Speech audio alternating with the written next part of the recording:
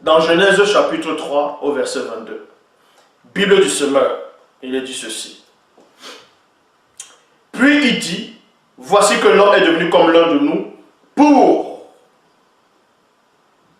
le choix entre le bien et le mal. Point. Maintenant, il ne faut pas qu'il tende la main pour accueillir, non, pour cueillir aussi le fruit de l'arbre et non du livre, mais de l'arbre de vie, virgule, qui en mange et qui vit éternellement. Point.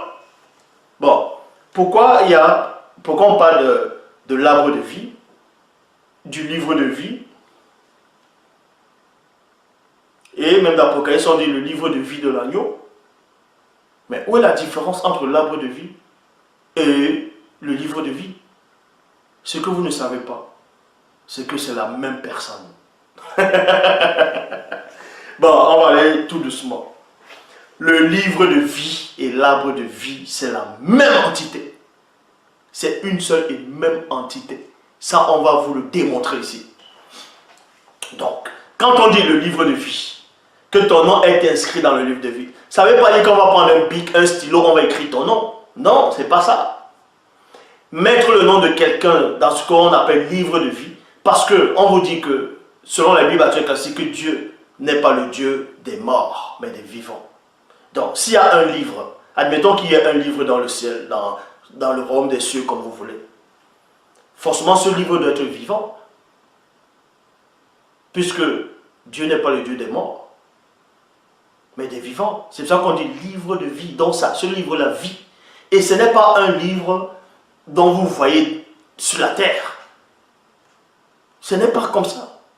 C'est une entité réelle.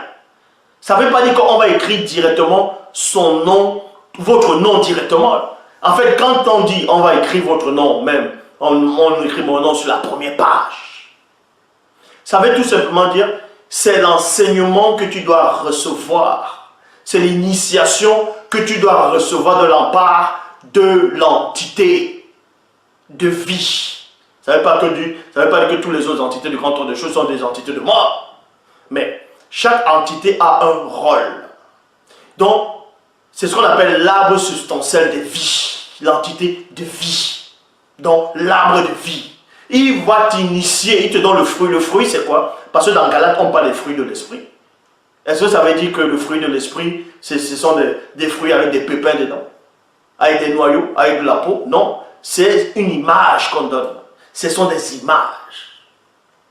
Donc quand on dit l'arbre de vie, et que la femme a pris de son fruit, elle a mangé, ça ne veut pas dire qu'elle a cueilli un fruit, elle a, comme il dessine, elle a créé une pomme. Ça c'est pauvre, c'est faux. C'était quelle pomme? La pomme golden?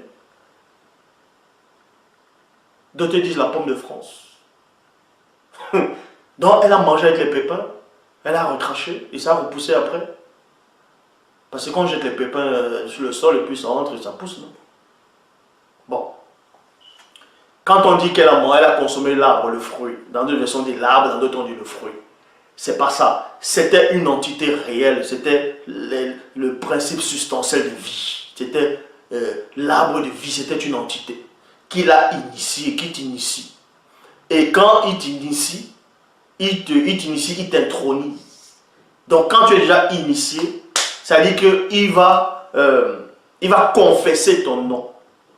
Et c'est confesser ton nom, ça veut tout simplement dire écrit dans le livre de vie. Bon, vous ne voyez même pas la différence. C'est pour ça qu'on vous montre ici qu'il n'y a qu'un seul enseignant, c'est celui qui est en face de vous. Bon, posez-vous la question pourquoi dans le livre de la Genèse, au début de la Genèse, à partir du le chapitre 3, pourquoi on ne dit pas, voici l'homme est devenu comme l'homme, que l'un de nous, empêchons maintenant d'avancer sa main de prendre le livre de vie, mais l'arbre de vie. C'est logique qu'on commence par l'arbre de vie. Pour qu'un livre puisse apparaître, il faut d'abord un arbre. Est-ce que vous comprenez? On fait le livre comment? Le livre est fait à partir des arbres. On doit couper les arbres pour faire des livres, pour faire des feuilles.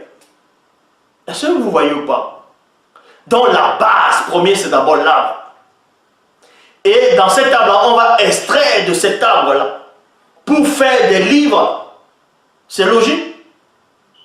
Donc le livre de vie et l'arbre de vie, c'est une seule et même entité.